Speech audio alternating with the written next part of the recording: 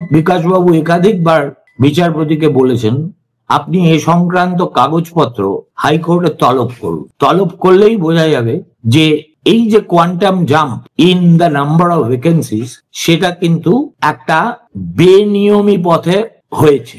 আর finally তা ওনার যেটা বক্তব্য সেটা হচ্ছে যে উনি মনে করেন যে এই সমস্যার দু ধরনের সমাধান হয়। এখন যে কোনো একটা সমাধানই তিনি মেনে নেবেন। সেই সমাধানগুলোর মধ্যে একটা হচ্ছে যে হয় পরীক্ষা সম্পূর্ণ বাতিল করে দাও, আবার ডি নোভো পরীক্ষার ব্যবস্থা করো, আর নতুবা 90 নম্বরে পরীক্ষা দাও। এবং তার যুক্তিটা হচ্ছে যে সুপ্রিম কোর্টের ওই এপ্রিল মাসের যে ফাইনাল অর্ডার, যার কথা এই সঞ্জয় কুমারও তার এই সর্বশেষ অর্ডারে লিখেছেন, সেখানে পরিষ্কার বলে দেওয়া আছে যে গোটা 2016 গোটা নির্বাচন প্রক্রিয়াটাই ইজ ননেস্ট। মানে গোটা প্রক্রিয়াটাই যদি একটা বাতিলের খাতায় চলে যায়, তাহলে সেই পরীক্ষায় যারা অংশ নিয়েছিলেন তারা 10 নম্বর এক্সট্রা পাওয়ার দাবি জানাতে পারেন কোন যুক্তিতে।